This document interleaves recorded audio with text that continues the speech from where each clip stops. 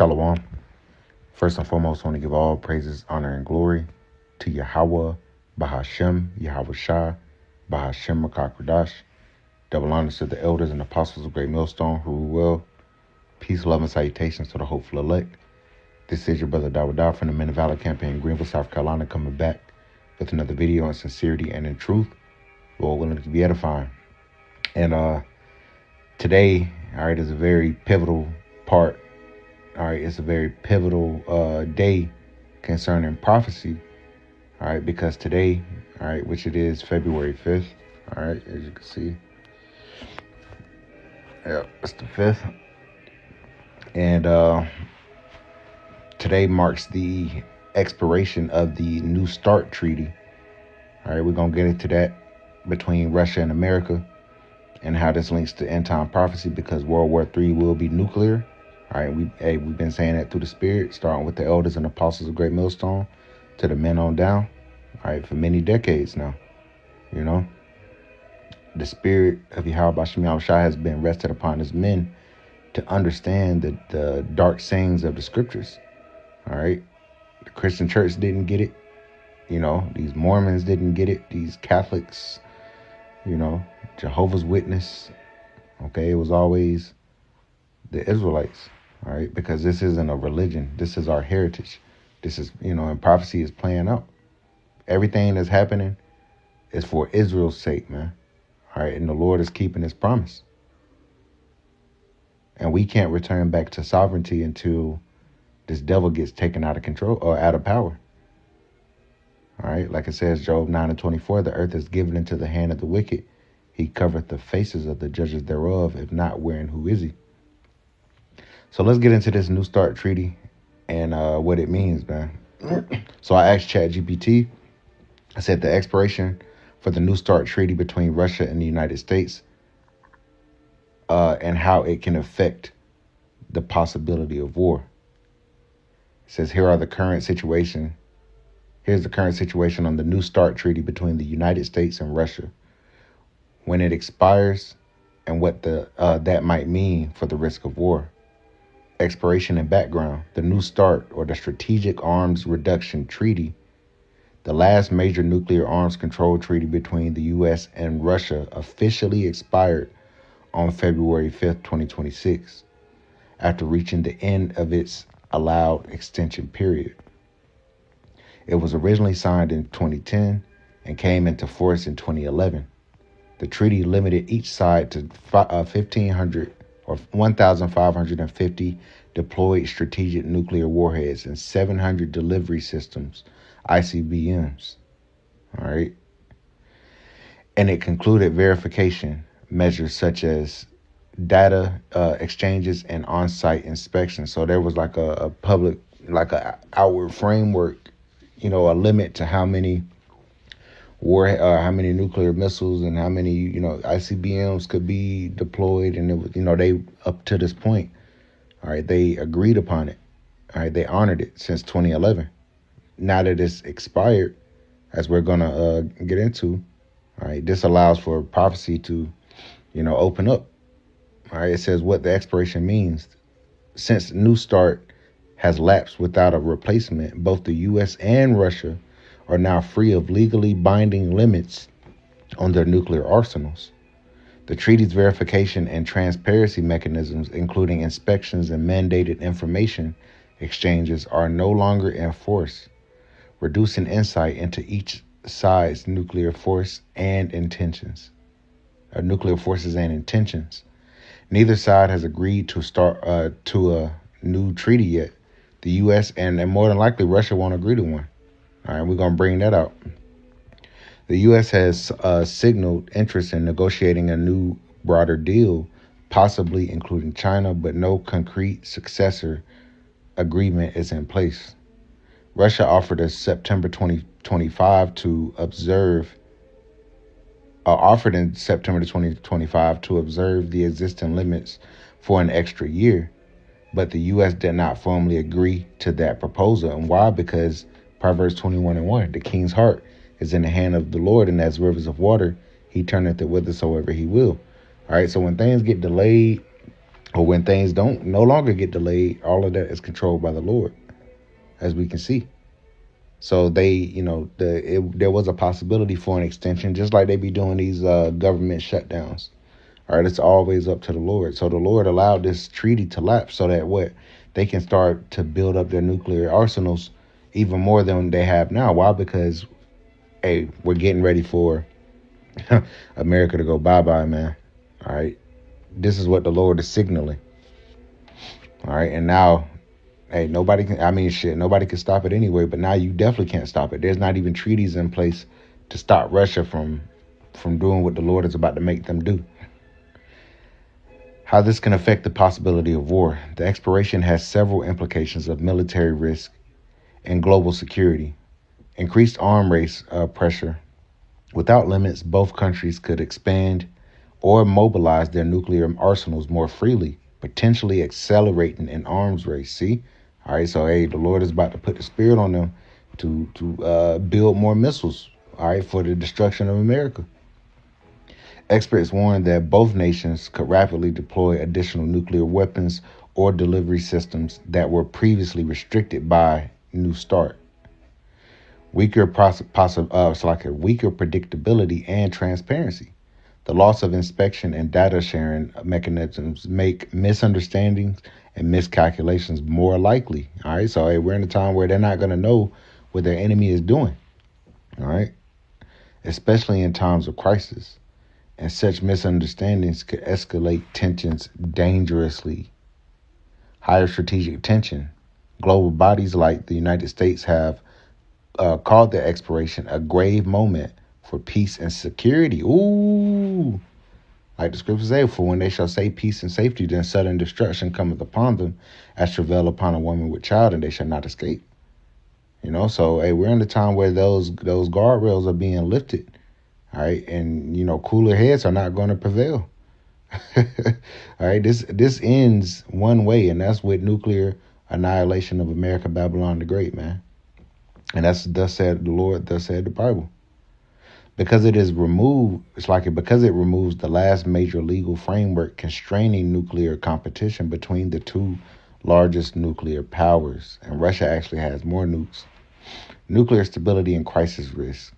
Even if neither side wants war, the absence of the treaty increases the risk of nuclear brinkmanship or accidental escalation because there are fewer rules and transparency tools to calm disputes. All right, and this Iran and Israel conflict is going to be a powder keg too, because Russia is going to be a guard onto Iran. All right, and we know Israel is going to be backed by America. All right, so you see how things are happening. All right, we're talking about nuclear weapons, man. Does this mean nuclear war is likely? They're saying not necessarily, but it is absolutely not just likely, but it is definite. Nuclear deterrence, the idea that neither side wants to use nuclear weapons because of catastrophic retaliation, still exists outside the treaty. However, the treaty's end removes formal guardrails, meaning political or military crisis could become more dangerous.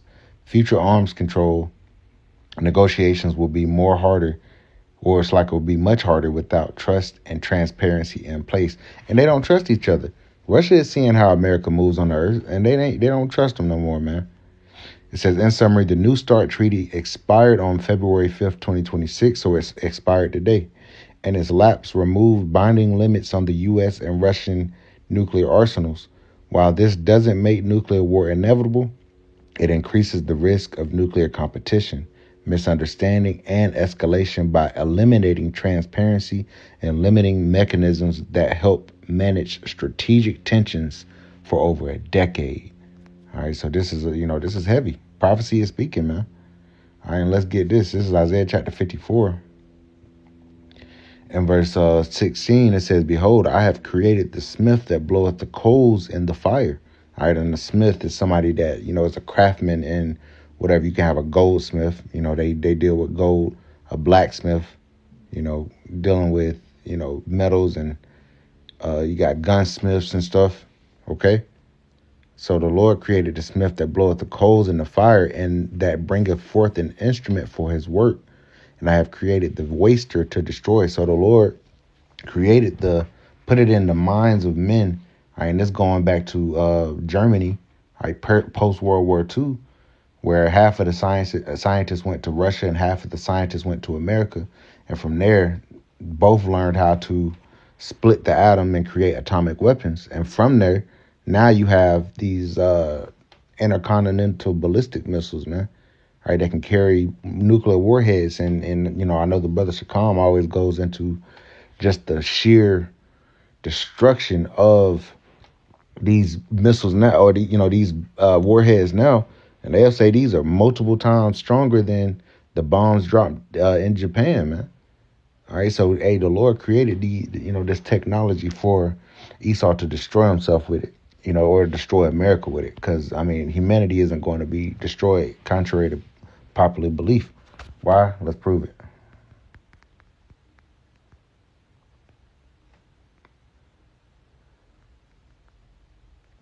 Ecclesiastes chapter 1 and verse 4, it says, one generation passeth away, and another generation cometh, but the earth abideth forever. So the earth will always be here. The Lord created earth for man to dwell in it and to have dominion over it. All right. But he did still create the waster to destroy. All right. And it's going to come upon Idumea. All right. This is Isaiah chapter 34. And verse 1, it says, come near, ye nations, to hear, and hearken, ye people. Let the earth hear, and all that is therein, the world and all things that come forth of it. For the indignation of the Lord Yahweh is upon all nations, and his fury upon all their armies. He have utterly destroyed them. He have delivered them to the slaughter. So again, you've already had all these tensions. You had the Ukraine war and everything, and everybody knew that America was using Ukraine as a proxy. All right. But now the actual guardrails for nuclear advancements on either side have now been completely lifted. All right. So they didn't open up the floodgates for another arms race. All right. And the Lord is doing this so that, because the scriptures say 200,000. So 200 million missiles are going to annihilate this place. So up until this point, Russia only had a certain amount. All right, so now they're about to just go into full hyperdrive. All right, we're gonna again prove that the Lord is causing this. All right, the Lord is making moves on the earth. All right, it says he has delivered them to the slaughter. Verse 3, their slain also shall be cast out.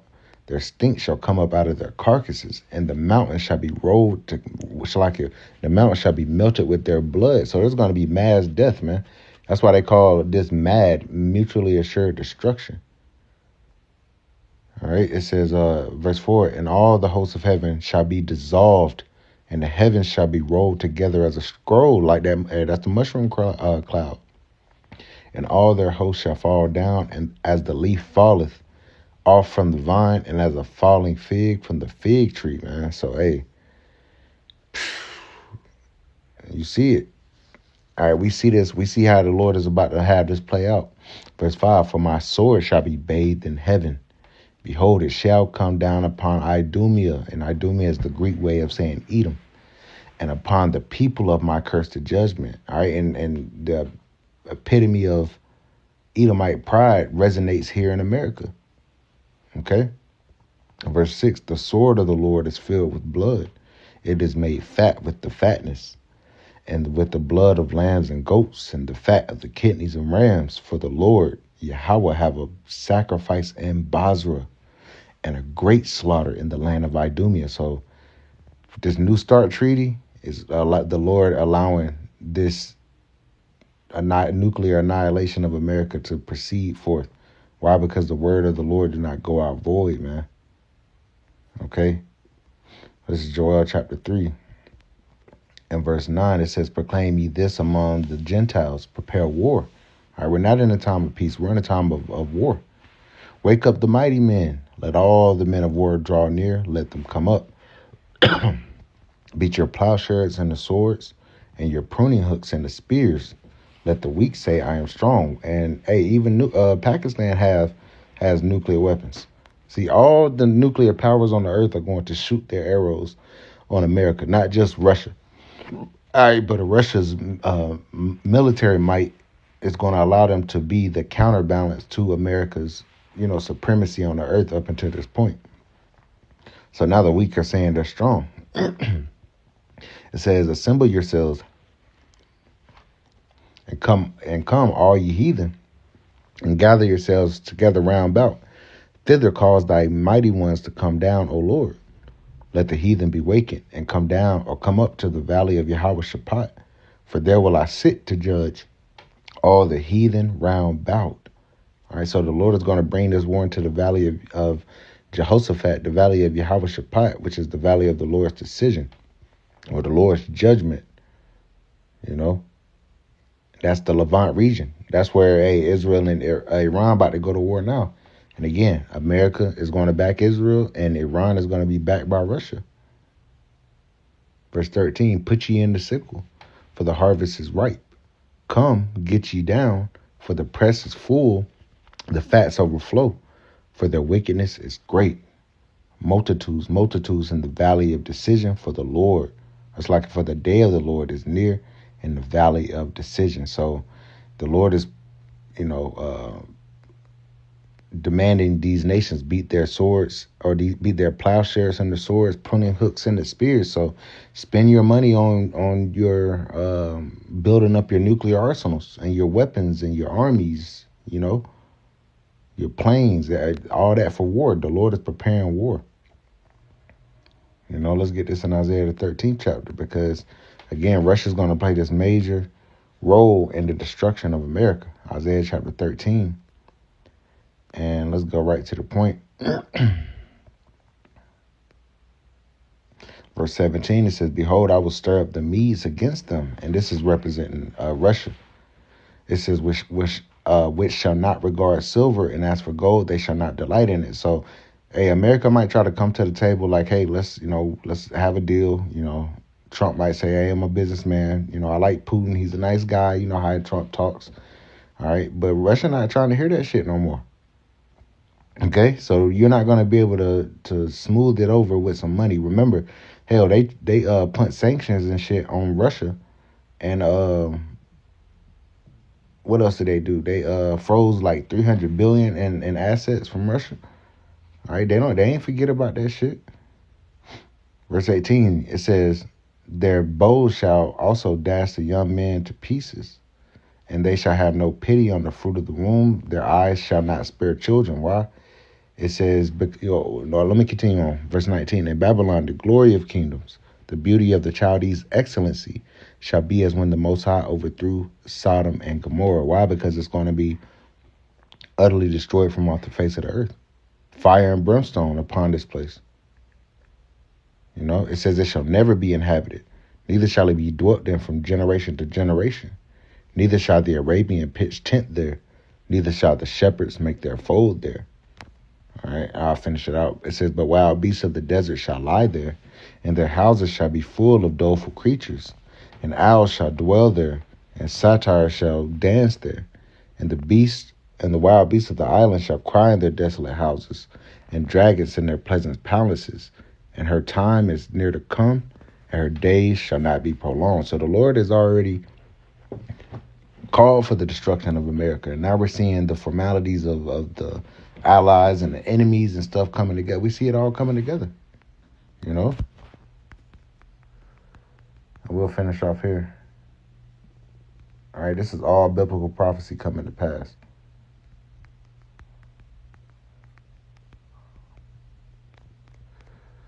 Let's get this in.